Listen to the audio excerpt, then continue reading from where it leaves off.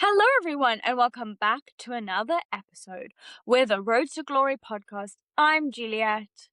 And I'm Cecilia, and the moment we've all been waiting for was so long. It's finally here because, yes, F3 is finally back for the first time since Australia. It has been 88 days since we last saw F3 cars. And you wouldn't think this is like not even a mid season break. This is like a in the beginning of the season. But finally, we are back to talk about F3 and F2 in Monaco. We're going to put them all into one video because next weekend we've got Barcelona F3 and F2. So like we're on a double header here. So we'll go through as much as we can and not yap for too long, hopefully. If we miss out any small details, please let us know. But we will go over all of the big moments that happened this weekend. Yes, and honestly, I love Monaco. I know it's a race that definitely do receive both love and hate. Like either you really like it or you really don't. But I do appreciate that it is on the calendar because it is just something so special about Monaco. Even though, yes, we do not get the most track action, I still really love to see F2 and F3 go racing here. Exactly. It's definitely more entertaining than F1 can be. And my favorite part of the weekend is the podium. And then also when they jump into the ocean, the people who've been on the podium, like that's just so iconic. Like you can't take that away from me. But I think we can probably just dive into the weekend. Starting off, we're going to talk about F3 and then F2. So, starting off with practice, which we actually saw a huge crash for James Walton, which was not great. Coming off the back of Australia, where he had a huge crash with his teammate, it was not the start to the weekend he was probably hoping for. It really wasn't. Also because did seem to have actually quite decent pace here in Monaco. Also putting in both, like in the practice, he was one of the faster drivers at the time, but also in the races, even though he obviously also didn't have a great qualifying, even though they did get his car ready. In the races, he still showed pace. So I do think that crash in practice definitely did influence his confidence going into quali. So it is kind of what could have been. Definitely not the start you want before qualifying. No, exactly. And especially for some of the rookies were really struggling in this session. Like this is a very specific track. And if you're a rookie in F3, you probably haven't come to it before. So we did see some of the rookies going off, some yellow flags were caused, and they were struggling a little bit, but this was the session where they could learn and try and get up to speed. So yeah, obviously because of that also red flag we had for James Walton, they are human, the FIA and race Yeah. control. So they did extend the session by 15 minutes. Because, like, imagine if they only had these 40-ish minutes of practice, which most of it was just a red flag. That would have been actually terrible going into the next day of qualifying. So they did have a bit more time to work with.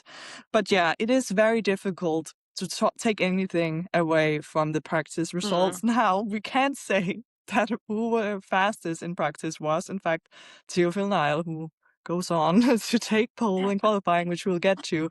But beyond that, it is kind of difficult to always see like who really has the pace in practice, because like a big thing in practice is obviously it's the only session where people are trying to put in their like quali sims, where we have all 30 drivers on track at the same time. Like this really showcases why we have qualifying split into two groups, because oh my god, the amount of moments where people would just completely get their laps ruined by the absolute traffic chaos at the final turn was insane.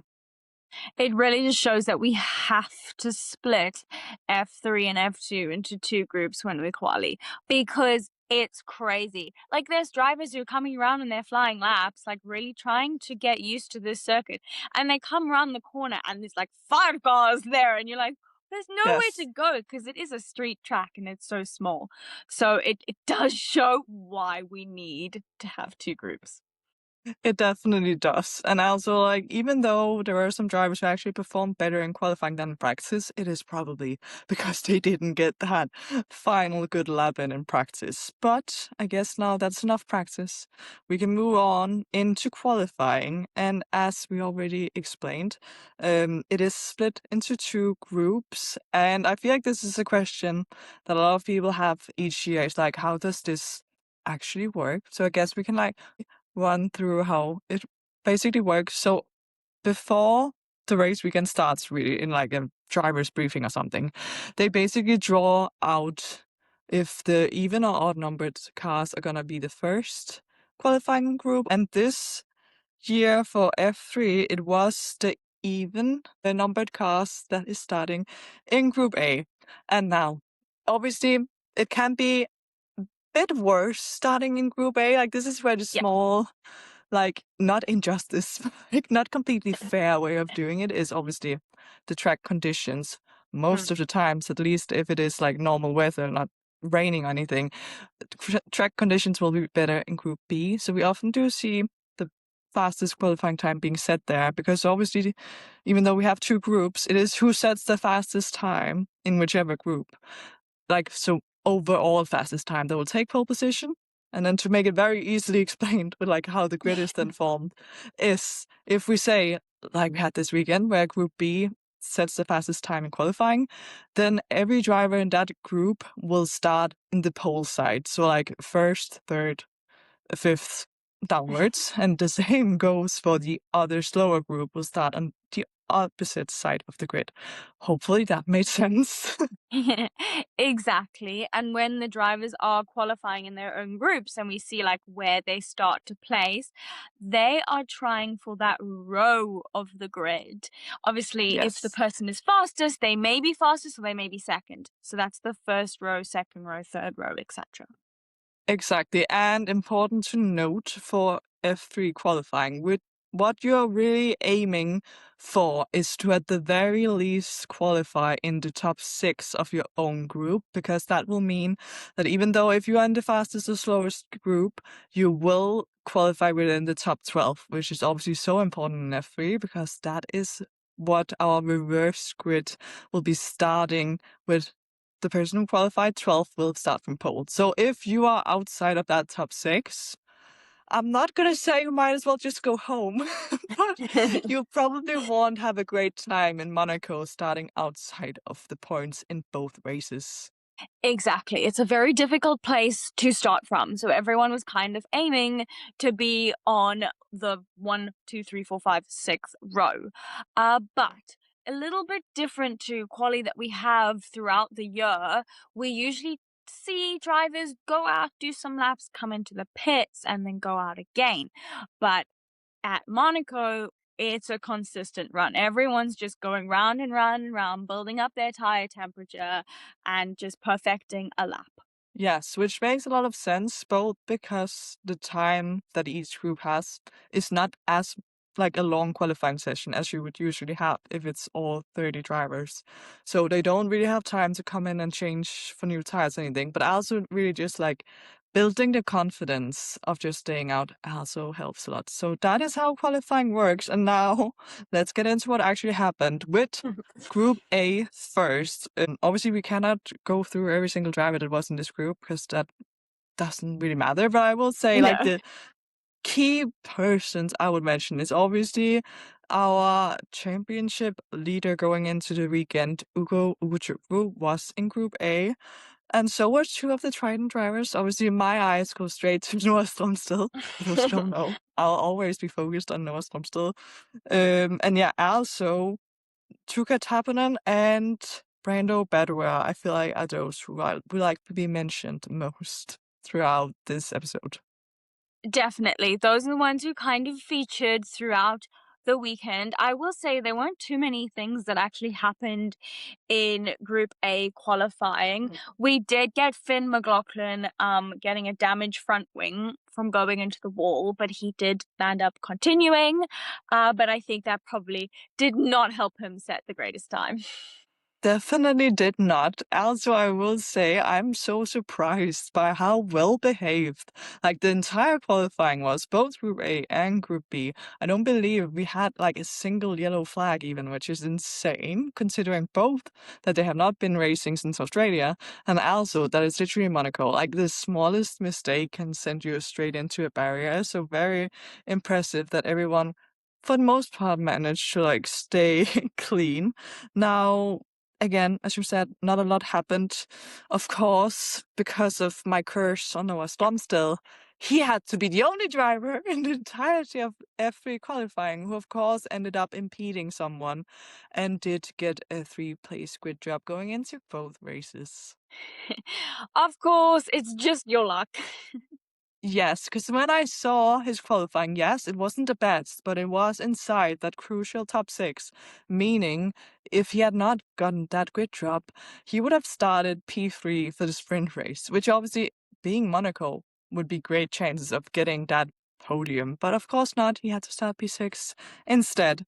But yeah, from this group A, the fastest time was Brando Bedouer, which like we'll talk about him more in this Yeah. episode. But yes, there was honestly, I was kind of surprised seeing him really being up there. Obviously, he is a second year driver. Usually, we do Hmm. see second year drivers really performing great here in Monaco, where most of the rookies are struggling quite a bit more.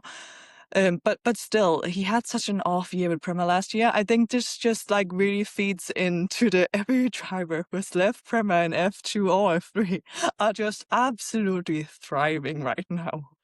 They're just so happy to have escaped that. And I was really Yes. surprised because we actually got Brando ahead of Ugo. Ugo was in Yeah. P2. And like we hear a lot of hype around Ugo like this season and last season, but especially this season. And you get Brando beating him. I was like, okay, Brando, you've come to play. Yes, honestly, such an impressive performance by him.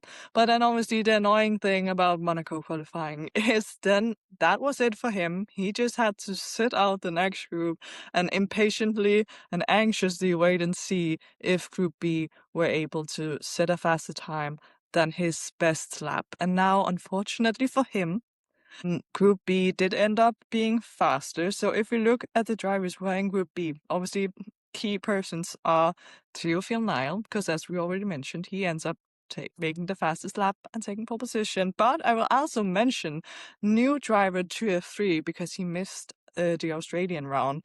We have Ernesto Rivera, which like, oh my god, what an entrance in a rookie season.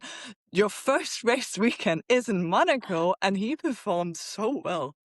Honestly, Onesta said, yes, I may have missed the first round, but don't count me out. I am here to play. Honestly, like the best debut quali he could have ever dreamed of. So obviously from Group B now we mentioned those two campus drivers. Also notably we had Freddie Slater. Now obviously going in with a lot of hype, also up there in the championship standings. Obviously we have only had one round before this, so we can't really take much from that. But still, like we are expecting a lot from Freddie, which like I feel like the whole world is at this point. Even though he was a rookie, he had a really strong showing in Group B as well. Obviously, being second fastest in that group, so not quite enough to take pole, but still, he was definitely up there and also one of the most impressive rookies of the session. Definitely. And on like a lot of his flying laps, he was touching the walls. Like he Yes. wasn't crashing, but he was touching the walls. So he was kind of in that Charles Leclerc mentality where it's like it was either the wall or pole. Yes, it wasn't technically pole, but he was putting everything on the line.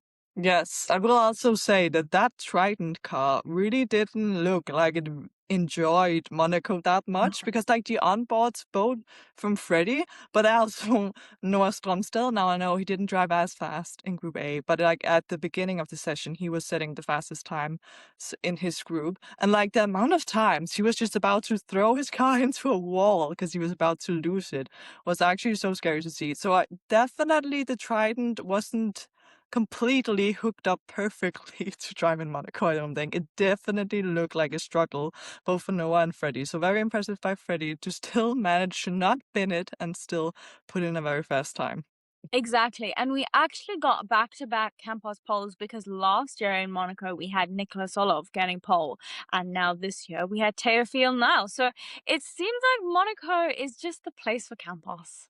Campos are honestly, both in Monaco and in general, just living their best lives. Like they have really come alive within, especially like this season so far. Like, are we in for actually just Campos dominance, like across both F2, F3, and elsewhere for an academy? I'm here for a Campos clean sweep. You heard it here first. Yes, definitely. We will keep an eye on how that progresses through the season. But Campos is doing so well. And they also, like, to be fair, have great drivers in like all of the series. So like it makes sense. But yeah, I feel like that is kind of what happened in qualifying. As we mentioned, it was a very well behaved qualifying. So nothing crazy happened. But we did have Teofil Nile taking pole position, which obviously meant that Brando Badura, even though he was quickest in his own group, would then start P2 and Freddie Slater P3, Ugo Guchugwu P4. And, as we mentioned, Ernesto Rivera in his debut qualifying session, and it is in Monaco, qualified P5, which is actually insane to me. Exactly. But I feel like those were probably the most notable points from quali. And we can get into, I would say, the most chaotic session the entire weekend. Like even through Yeah, F2, I would say that the F3 sprint, there was a lot going on there. I mean, we know in Monaco we get these incidents, but starting off, I mean, this grid is so big that we had like the first couple rows waiting a long time for the rest of the yeah. grid to file out behind them. That always makes me stressed because I'm sitting there thinking their tires are losing temperature every single second that they have to sit there. But we had a lot of drivers taking the escape road at turn one, which we do tend to see. As long as they don't gain an advantage, it's okay. But whew, we were clean until we got to the hairpin. And then the entire thing, oh my gosh, that was crazy. Yes. That hairpin, actually insane how that all that went down. Now, before we get to what actually happened in the hairpin, I just want to mention that with the result of qualifying, we had the most mixed up order, I feel like, but which we're not really used to seeing, with Yamakoshi starting P1, who had a clean start, and also Jared Shi starting P2. So both those, like the front had a clean start, everyone were fine. But then we had, which is crucial for like later in the race, I don't remember how to pronounce his last name, but Clearot for Rodin starting P3. So Petro, he was one of the drivers you mentioned who caught the chicane at the first turn. And because of his team being worried that that would give a penalty, he was later, which we'll get to, asked to let his position go, which is crucial for what ended up being the podium. Because it was Bruno Del Pino he was asked to like give up the position to. But yes, let's get back to what you were about to mention with the hairpin. Because oh my God, now I rewatched this bit after the race, because in my head when I was watching it live, I didn't even notice where Tuka Tappanen came from, because he was, unfortunately, the cause of the incident. The first incident, let me say, because this is not the only incident we will have in the hairpin. No. He was the cause of the first one. And rewatching it back, he came from so far back, making the most audacious move into the hairpin on the inside, which was like it would never gonna work. And poor Ernesto Rivera was the innocent party who Tuca just pretty much cut into the side of. Very much like welcome to F3 moment. Welcome to the chaos. But yeah, that just created a huge traffic chaos of cars everywhere, like cars running into each other, because obviously a couple of cars were suddenly stationary. Now Tuca was able to continue on until he made it to the tunnel, and he had to get out of the car. Ernesto was also able to move on, but like all the cars behind them were just like stuck for a little moment.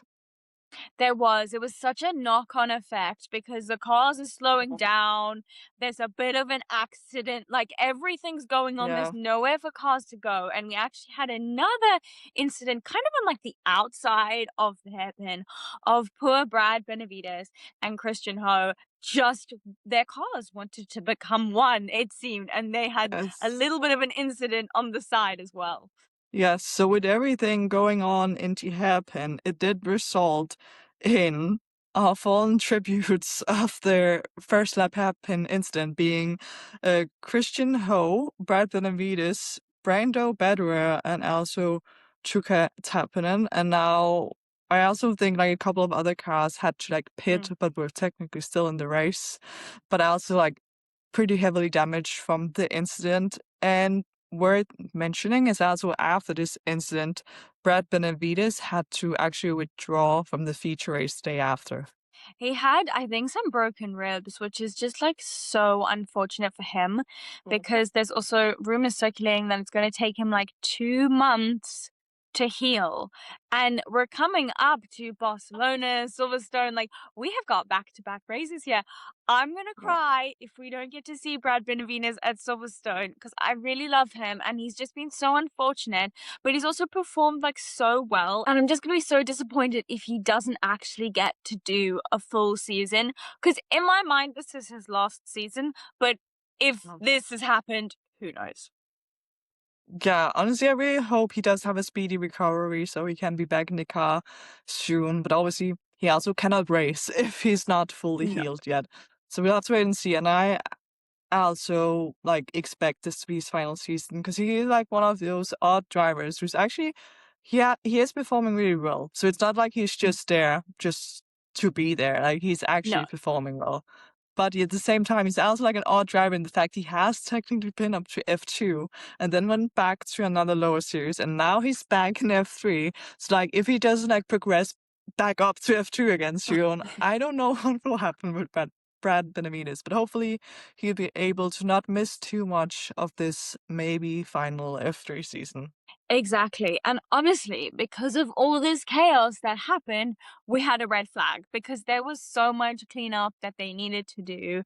They had to red flag this session. And this is where the chaos starts happening because it was a very long red flag. At one point, we were watching a seagull stealing food off of some poor person's plate. Obviously, we're in like Monaco, so we're in like city center and the cameras are just kind of looking around, seeing what's happening. And it was an iconic moment from the F3 sprint that we can't not mention. We had to mention the seagull stealing the pizza. Honestly, with the amount of things that happen in the race, that might actually just be the highlight of the F3 weekend. The star of the show, the seagull who stole the pizza. Exactly. But we did actually get going again after everything had been cleaned up, and it was a rolling start when we got going again, but there was only 22 minutes left on the clock. So I feel like there was a bit of panic in the air. Yes, also the fact that they chose to do a rolling start, like I get it, but it also is like overly cautious. I Yeah. definitely the decision must have been made because they knew we are going over to a timed race. We are not risking making a standing start and something happening, a red flag again, then the race would practically not even have like there would not have been enough laps to even like give people points or anything. So maybe it was a wise decision to make it a rolling start, even though it was a bit on the cautious side, I will say. And this is where we also had Claret, or however you say his name. I'm sorry, I will practice for next time when I have to say his name. He did give up his P3 position to Bruno Delpino behind because the team did decide that was the wise thing to do. Also, shortly after, we did see it pop up that he was like under investigation, or it was noted that he may have gained an advantage. So obviously, since he gave up the position, nothing came of that. So maybe that was a good call because obviously we do tend to see in Monaco the race could very easily have ended behind the safety car. And if he has like a 5-second penalty hanging over his head, he would be dropped way out of the points. Exactly, and that's not what Rodin want for their drivers. So they were very strategic in that. But we got going and we kind of got an incident again. We did have the safety car out again a little while afterwards. Oh, for Freddie Slater, like it was, I don't know if it was a bit of an optimistic move that he made on Ernesto. And Teofil. Oh my god, Teofil was just the innocent victim here. Yes, honestly, both Ernesto and Teofil were kind of just minding their own business, and Freddie was like, "No, I'll show you that you can overtake in Monaco." And then it went horribly wrong, sadly, because it did end up with Freddie getting a 10-second time penalty for the incident. Now, lucky for him, he didn't like retire from the race because of damage or anything. I actually think it was Teofil that was the only one that was like completely out at that point. And I still was able to keep going, but like after literally being hit twice in the hairpin, like if I was Ernesto, I would feel personally attacked. Like I'll have nightmares about that happen the day after. Mm, But he was able to get going before he unfortunately also had to like come into the pits later and just call it a day. His car couldn't take any more. And as I mentioned, it was good for Freddie that he was himself able to keep going because he was obviously going to start from P3 the day after. So, like, imagine if that had been a grid drop instead of a time penalty, it would be absolutely devastating for him. exactly, especially in Monaco.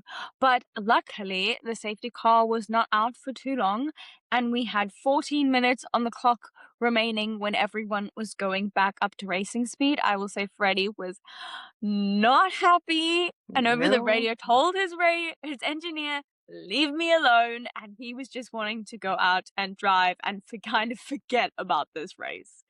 Yes, he had his eyes on the feature race instead, which is fair. Yeah. But yeah, other than that, nothing crazy happened because it No. is Monaco. I think we had like maybe 2 overtakes across the whole race, something like that. The only crazy thing that happened now is obviously on track, we did have Hio Yamakoshi winning the race.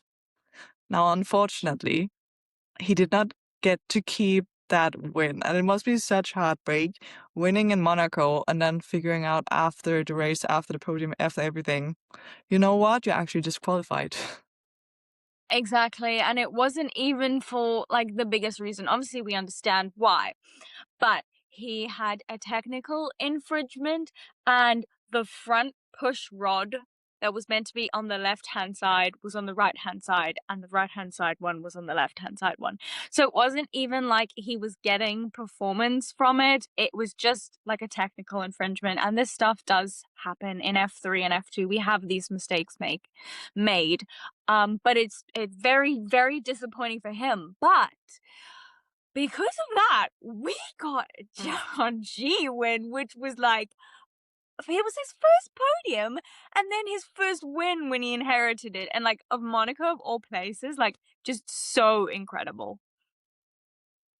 Yes, and also obviously he did deserve the win, technically. So I'm sure he's happy with that, even though he was P2 for the whole race. And also, I do believe this is the first win for a Chinese driver, because I do think it was the first podium for a Chinese driver Mm, when it happened.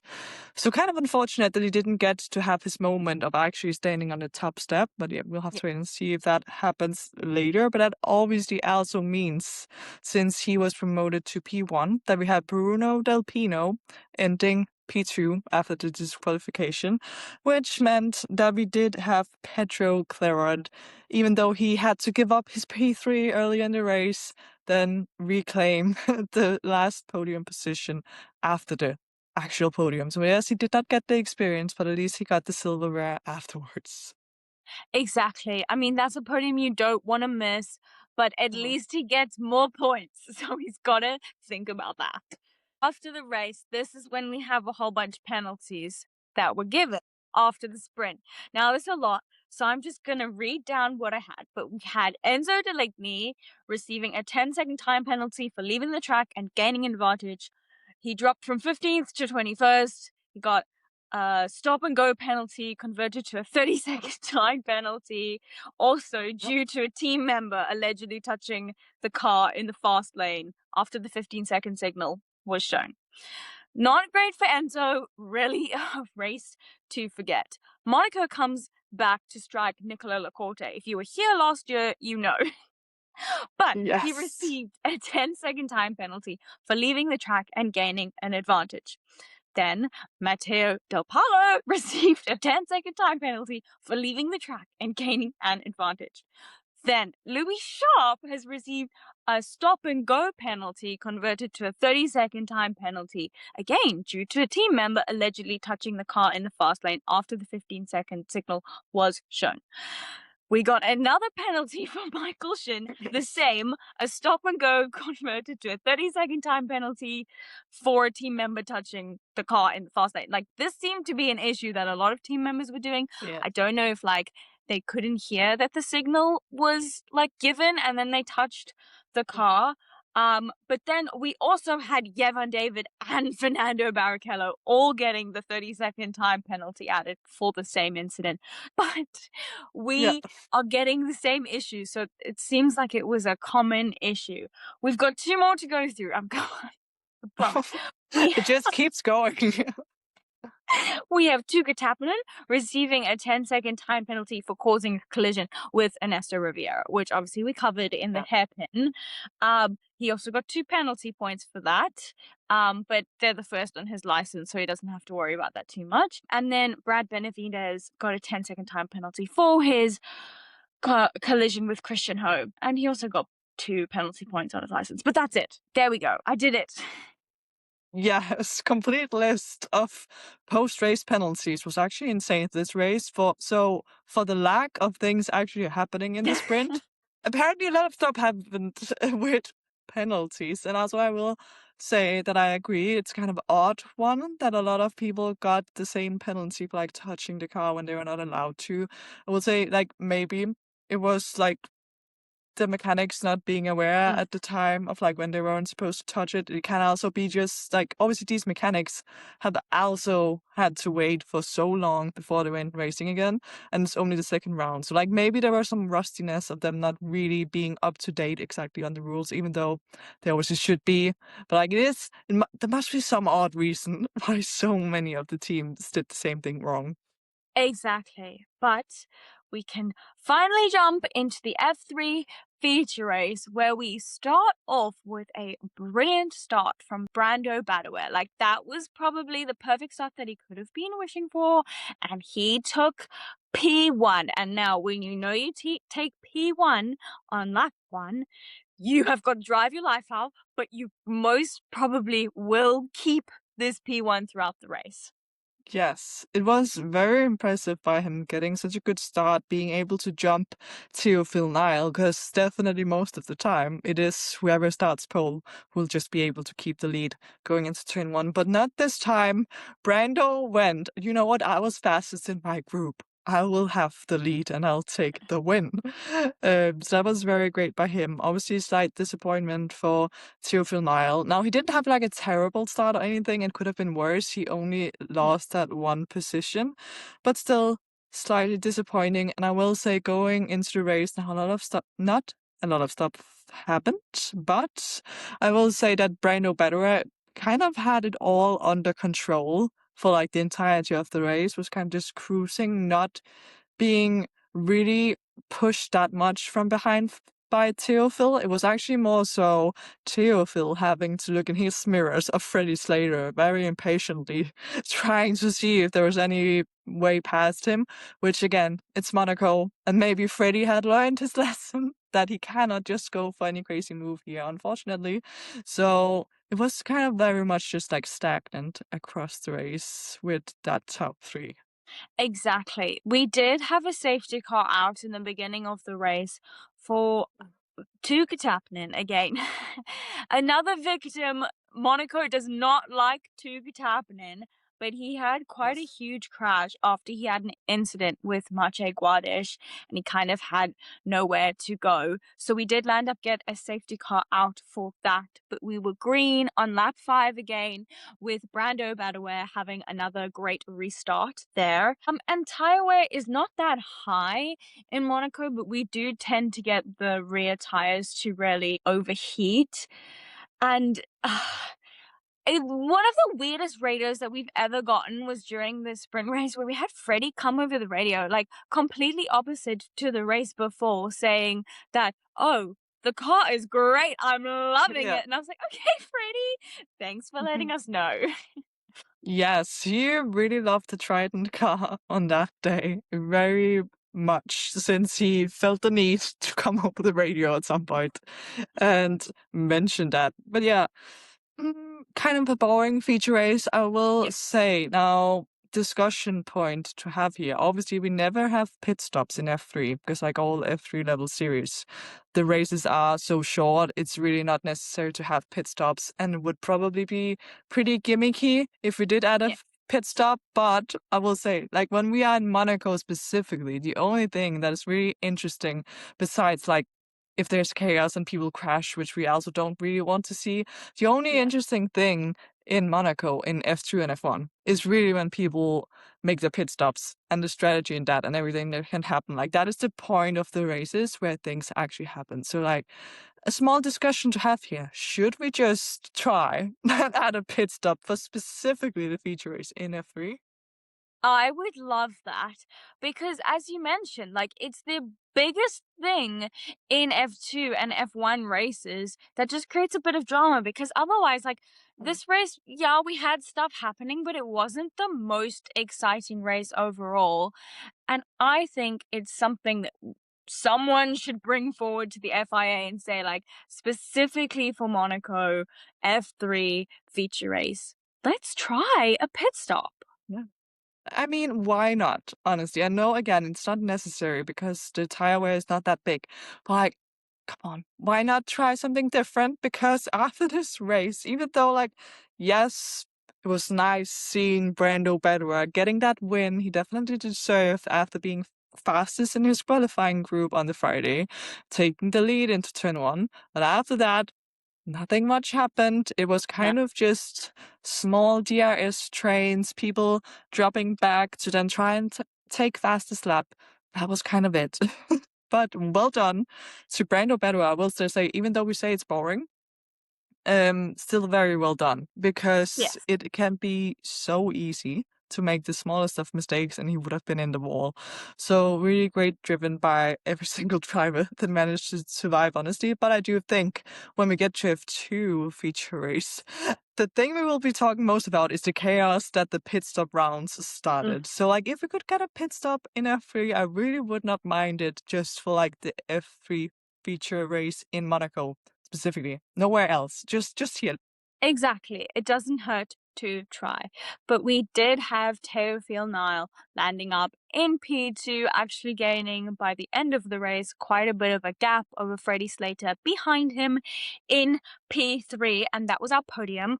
But Ugo Ugachukwu was in P4 with Ernesto Riviera Yeah. in P5. So great for Campos. Like P2, P4, and P5 is a pretty good points haul for them. And yeah, we still had Noah Storm P10. We got the point there.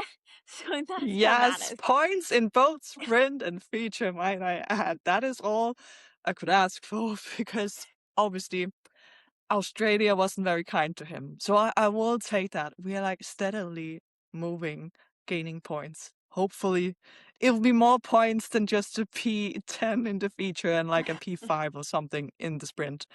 But yeah, I'll definitely take that. So, with these drivers gaining points, even though, as you mentioned, Ugo Ugochukwu wasn't on the podium, he still got that P4, which means he got to keep the championship lead.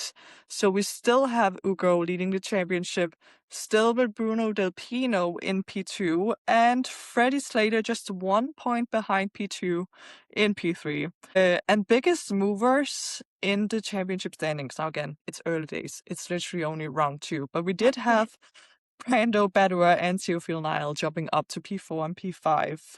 So definitely good for them because Theophil has kind of been overlooked over this break, I feel like. People kind of forget that he was actually the driver who also took pole in Australia and was leading most of the feature race there because he went away from the weekend with practically no points. So it's good to see him also jumping a bit up of the driver standings.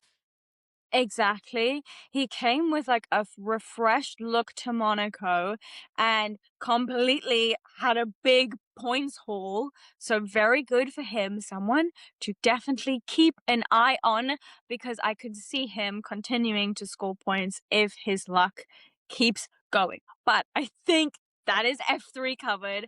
Yes. We've missed a lot, but it's okay. Like, if you want to go find out what happened, obviously F3 have it on their website, a whole detailed breakdown.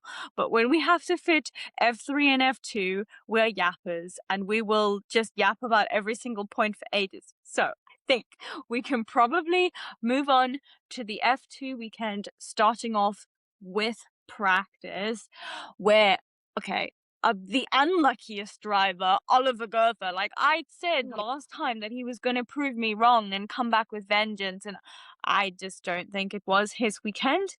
Who caused a red flag in practice because he was stopped on the track by the swimming pool.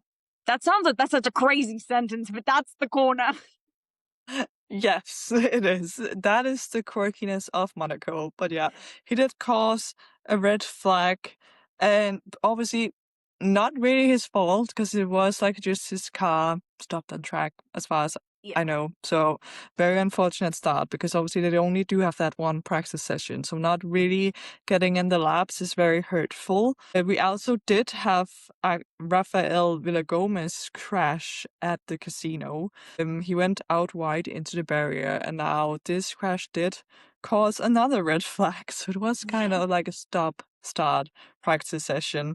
For some reason, we also had Kushmaini getting a black and white flag for track limits. And like, it was such a funny moment, just like the commentator asking, like, did he go swimming? Like, how can you get this many track limits in Monaco? Exactly. Like we know it's a street circuit. There's pretty much nowhere to go. So it was kind of crazy that we got Kushmani and Tristanopol in Prepuvazak getting black and white flags in this session. We also got a virtual safety car deployed very briefly to pick up some debris of a front wing that had fallen off Sebastian Montoya's car. And then we also had Joshua Dirksen causing a brief yellow flag from locking up and then going into the runoff area, but we see that quite a lot in Monaco, and then they got going again. But yeah, we can't really take what happened in practice that to heart because we did get a bit of a mix up, but we did see Gabriele Mini topping the times with Kushmaini behind, which is kind of what we did see a little bit later on. Yes, it was nice to see Gabriele Mini topping the session again, even though it's just practice, because he has definitely been on a good run these last couple of races. Now, of course, things didn't really go to plan in the feature race, which we'll get to. But I guess that is kind of it for practice. We've already talked too long about all the F3. So, like, let's skip through and move on into F2 qualifying. And obviously, we have already explained how qualifying works. It's the same as it is in F3. And the only difference is that for which drivers would start in Group A, this time it was the odd numbered cars who were placed in Group A again. Kind of not the best group to be in, but you never know. We do see sometimes drivers in Group A taking pole, obviously, which we'll get to with the results. But technically, it's the worst conditions the track will be in. But things can happen. And we had in Group A, obviously most notably, Rafa Camara being in Group A, who will go on to take pole position, even though he's not gonna have a good weekend after that, I will say. And also, lead protagonist of this group is definitely obviously Gabriel Mini. Performed so well his years in F3 here, so a lot of expectations on him, and also Alex Dunn, who took pole position here in F2 last year. Exactly. Yeah, Rafa had a bit of an up and down qualifying because he Yeah. actually hit the wall and had a bent suspension on the last corner. Luckily, he was able to pit, and his mechanics were desperately trying to fix it. And the commentators were saying, like, this is it for Rafa. Like, he's not going to be able to Yeah. go out again and set another flying lap. But we, luckily for Rafa, had a red flag with John Bennett, who was straight into the wall at turn one. He locked up and he just went straight into the wall. So his mechanics had time to fix that issue and get him out again, which was just like his luck. That was, he used all of his luck up in that part of the weekend. Yes, it was so fortunate for Rafa that we had that red flag. Because, like, if we did not have that extra time where, like, obviously the clock was paused, there's no way that his mechanics would have gotten that car ready. Like, maybe in a normal qualifying, yes, but with these groups having such short amount of time, there's no way it would have been fixed in time. But somehow it was, and somehow Rafa, even though he had literally been in the wall like 10 minutes before, he still had the confidence to go out and put in an absolutely flying lap that was fast enough to take pole overall, which is like so impressive. Now, obviously, he is a great driver. And he also was so great in F3 last year, but not specifically in Monaco. That was actually kind of an off weekend for him last year. So very impressive to see this performance by Rafa. And I will also apologize for the people who noticed in last week's episode. I did mention, like, imagine Rafa takes pole and blah, blah, blah. Just me mentioning that apparently put out some evil spirits onto Rafa because, yes, he did get pole. But things did not go well in the feature race.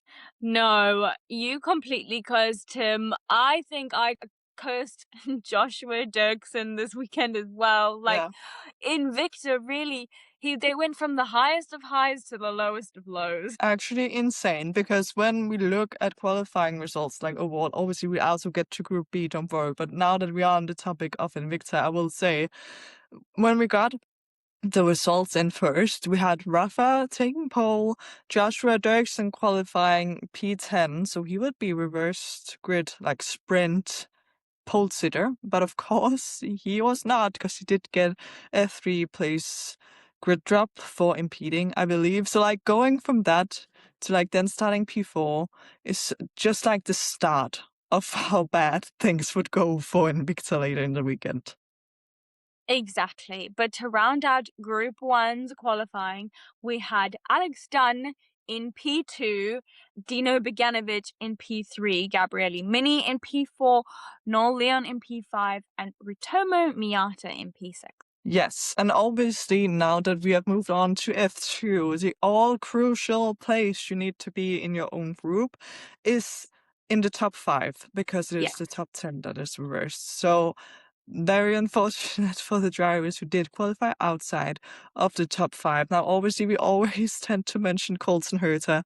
Poor man qualified outside of the top 5. So he had a very anonymous weekend again because like if you are outside of that top 5 in your own group, it's difficult from there, let's be honest.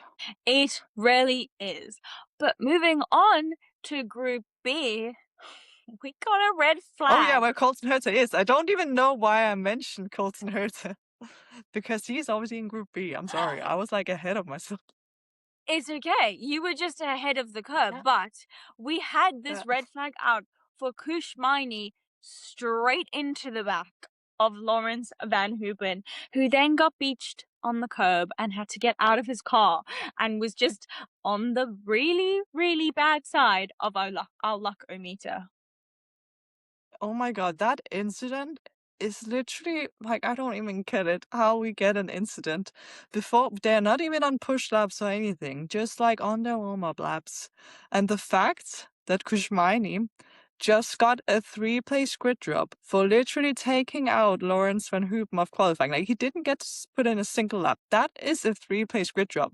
We are talking that is the same penalty that people who like were impeding on the drivers got, which like I do not understand how that is like equally bad according to the race stewards. Feels very light when the driver literally did not get to set a lap. Like he took someone completely out of the session.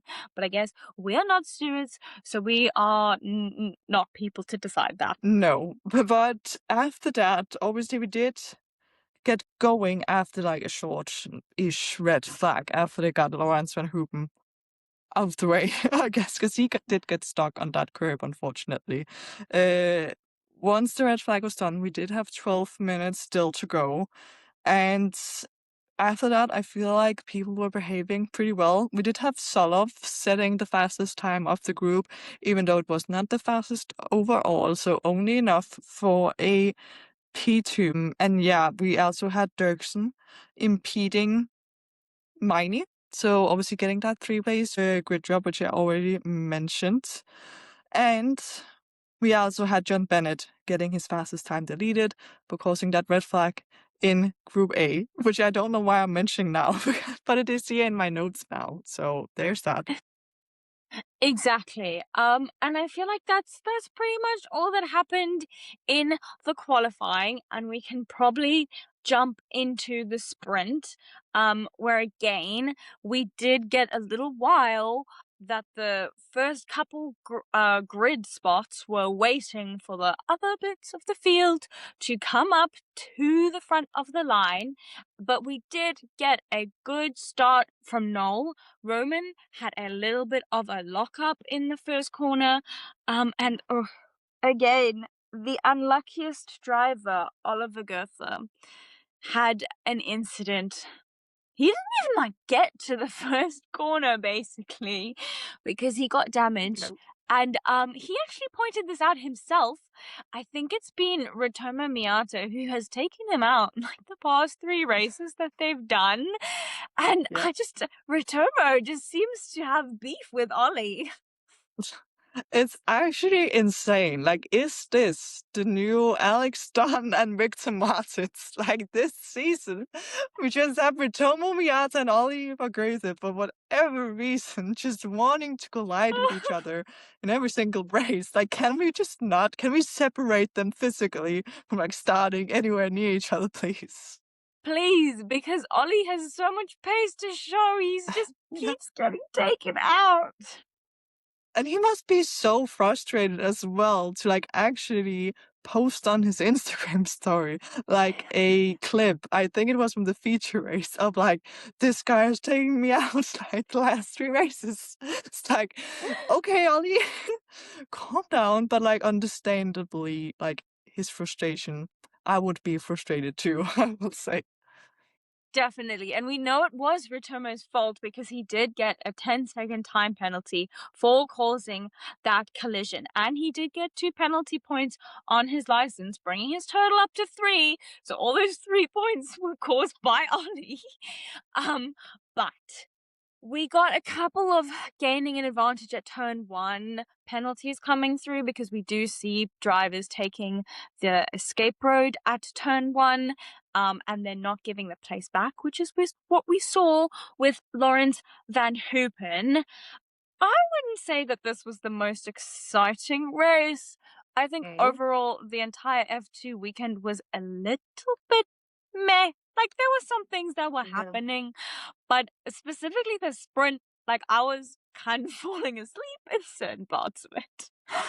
I will be honest, like my eyes were like slowly closing a couple of times throughout the sprint because I think we had 2 overtakes, so I will give credit to, even though Miata had that moment with Ollie early in the Yes. race, he did finally make a move on Tasnapol and Shaprova Sack later in the race, making an overtake in Monaco. Round of applause. And we also had Mary Boyer making a move in the hairpin of all places where we've seen things go horribly wrong in F3, where he passed Lawrence van Hoopen. But now these positions didn't really matter because they were both outside of the points. But at least there were some overtaking, but it was really not a lot. So we had the end result, which was also the starting grid being Noel Leon taking the win again. Our Premier boys are doing so well because we did have Gabriela Mini again on the podium in P3 and Roman Belinsky in P2. Oh my God, seeing our ex-Prema drivers thrive after leaving Prema. I am sad that Prema is complete downfall era, but I'm happy to see their ex-drivers finally performing well now that they've left the team. Definitely. At least we get to live under that bit of hope. But we did Yeah. have kind of an interesting I don't know what to call it, penalty for Joshua Dirksen afterwards because he received a Yes. 5-place grid drop penalty for the feature race because his car was found to have an incorrect number of tires available. So he carried an 8 grid penalty and landed up lining 18th for the feature race because he used too many of his tires in quali, which is not a usual one that we see. No, a very odd mistake from Invicta as well, because obviously they are literally a championship winning team. So how this happened, I have no idea. Definitely not ideal when he initially was supposed to start P10 in the points, then being dropped well out of points. So his weekend was kind of just ruined from there, I will say. But yes, we can move on now to the feature race, where we obviously had Rafa Camara starting P1 and Nikola Tsolov P2. And we did have a clean start from those two. Now, Martinez Denchon, who started P4, did have a poor start, or poor-ish. He lost 2 places, which is the place you do not want to have a bad start is Monaco. Because if you could just keep your position, it's very likely you'll end where you start. But unfortunately, he did not. And now we are back with Miata and Goethe just wanting to make contact again. And oh my God, this was hard contact between them. I'm sorry. I actually can't stop laughing at the fact that those No. two just got into so many incidents together. It's like Yeah. you literally can't script that kind of No. thing. But unfortunately, from this incident, Ollie had really bad bent steering, and that's Monaco of all Yeah. places is not where you want to get bent steering. I feel like Ollie really feels personally attacked after actually going to the lengths of pointing out the fact that this driver, obviously Miata, even though he didn't mention him by name, is No. attacking me and ruining my races. And it must also be really frustrating because he can see his teammate Gabriele Mini still leading the championship. So they do have a good car at MP, but Ollie just doesn't get the chance to show it. No, exactly. And we only had a couple of drivers in this race going on the alternative strategy with Sebastian Montoya, Rafael Villagomez, and Emerson Fittipaldi and Van Hoopen, all on super soft tires. Obviously, they had to come into the pits a lot earlier than everybody else. And then we also did land up seeing a couple of drivers on the soft tires really waited out right until the end, waiting for a safety car so that they could pit. But we did see quite a big DRS train forming, and it was kind of just everybody was just driving around, trying not to make that many mistakes. Yes, it was kind of a boring race until we really got into the chaos of the pit stops. Because, as you mentioned, before we get to the real chaos, because we all know what big moment we have to talk about when it comes to pit stops. But before that, we had the super soft runners already pitting on the first available lap from lap 8. At least I know Montoya Yeah. pitted there. I think the other ones also did. But actually, that strategy somehow worked for them because I don't know what was going through the heads of the MP people who makes the strategy, because Mini running in P5, I actually think at the time, pitted pretty early considering the fact that he was on soft tires. And when he came out of the pits, he got really quickly overtaken by Sebastian Montoya on warmer soft tires because he had already done his pit stop. And now losing a position to a driver who started I don't know, P16 or something. He started pretty far down Montoya. you know it's bad because you're probably not going to get that position back. And that happened actually to a couple of drivers who pitted kind of early from the softs and somehow ended up behind Montoya. Like, great for Montoya. Like, that Yeah. strategy apparently worked. But like, what a missed opportunity starting in the top 10 and then somehow managing to mess up your pit strategy and then being stuck behind drivers who may not be as fast as you. But yeah, not ideal for me. And now I think we have to get to the big one, which obviously is when the leading drivers decide to pit. And now P2 Nikola Tsolov decided to like jump the gun first out of the leading drivers. So he pitted um, a lap before Rafa Kamara, and now we have to remember in F2 they are cold tires they get out on, so it takes a while to get up to temperature. Like we and at a track like Monaco, it is sketchy.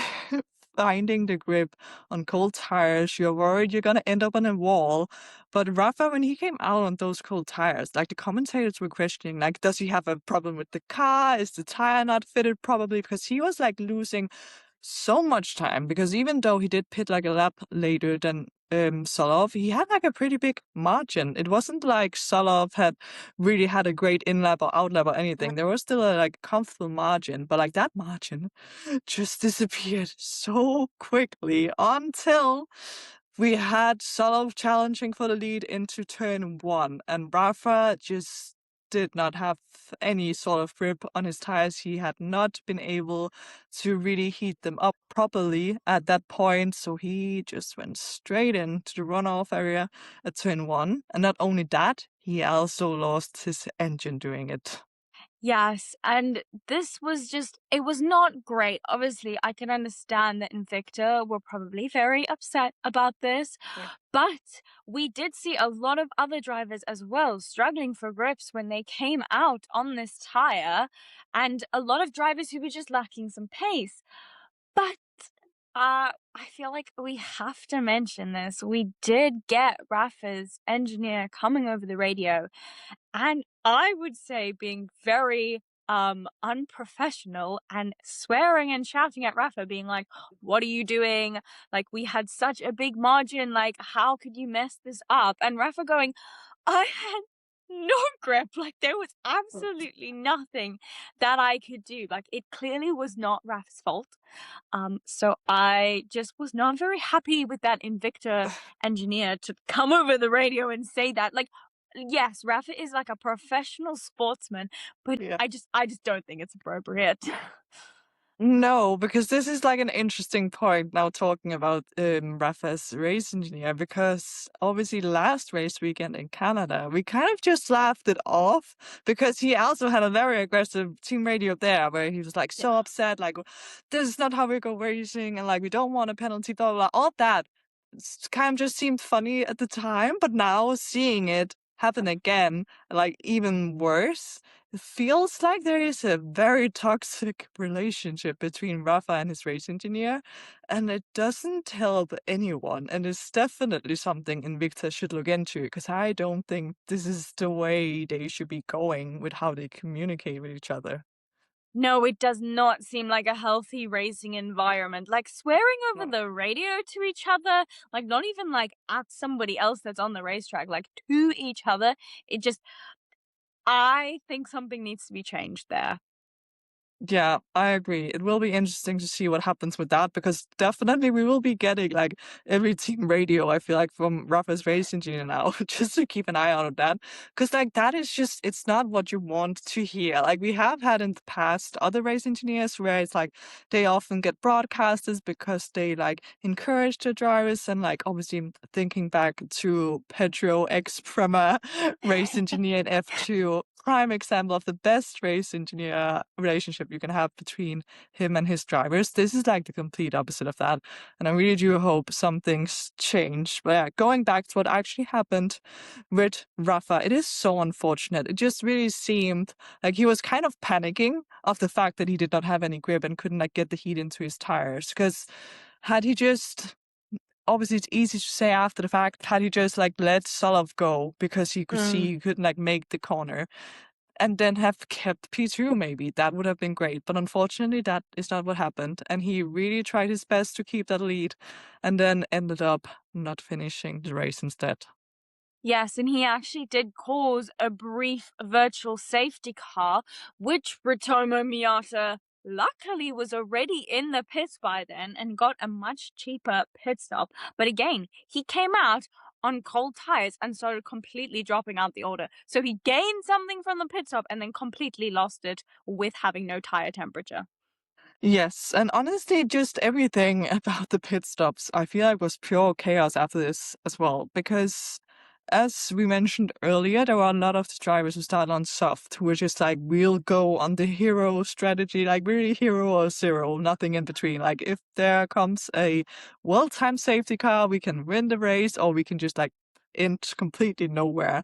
And because we had so many drivers pitting at like the last possible moment, we also had a very scary, not accident, but could have very well been a crazy, scary incident with seemingly someone from the FIA crossing the pit lane as the drivers were going in to do their pit stops, which is just something you should not never see. It's something that should never happen. And the fact that it, like, obviously, I don't know for sure if it was someone from FIA, but like the fact that someone professional working in the pit lane somehow forgot that, you know what, there are actually a lot of drivers out there who haven't pitted yet, ran across, is something I hope to not ever see again. It's very, very dangerous. Like, it easily could have been a huge accident. These cars are coming in. Yes, they are technically slowing down, but they're still going very fast.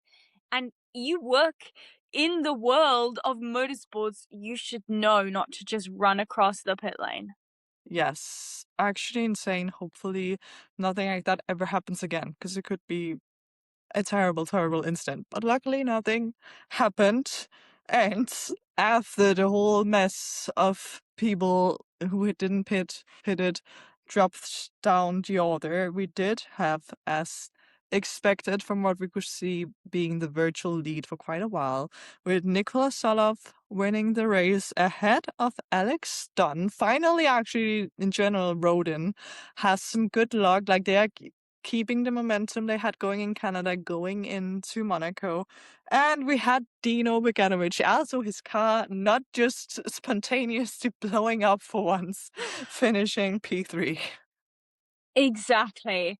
Great podium, really good for Campos, actually getting the Yep. clean sweep in Monaco because Yeah. obviously no Leon won the sprint race and Nikola Tsolov winning the feature race.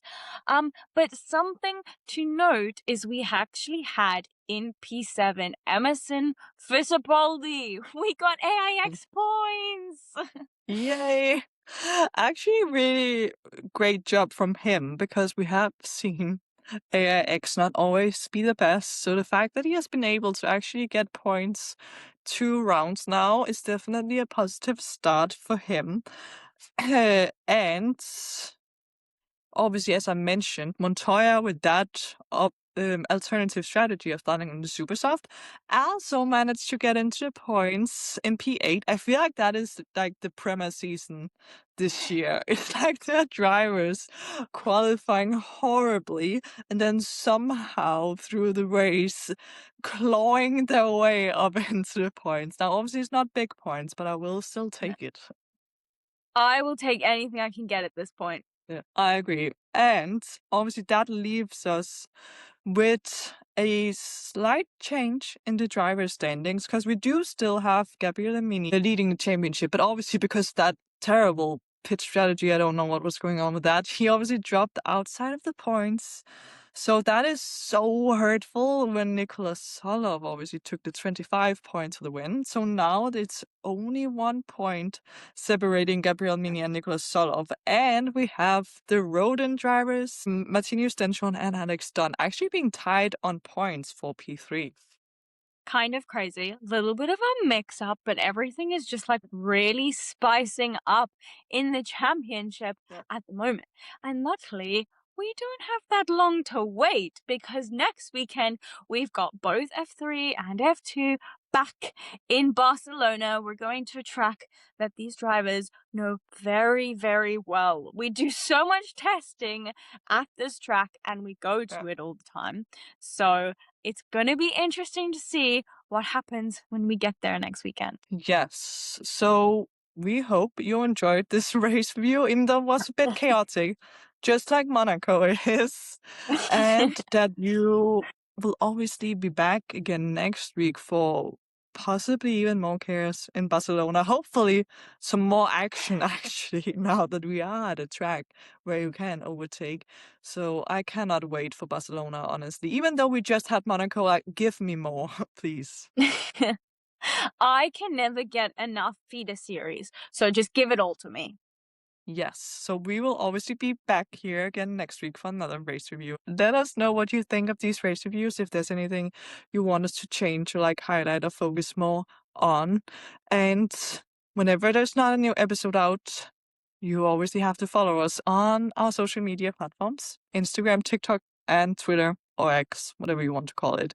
We do post exclusive content on each platform, so you do not want to miss out. Definitely follow us across all those social medias, please. Exactly. Make sure if you're watching on YouTube, you are liked or subscribed. And if you're listening or watching on Spotify, that you are following us. But thank you so much for bearing with Yeah. us through this chaotic recap of what happened in Monaco. We really, really hope you enjoyed, and we will see you next time. Bye. Bye.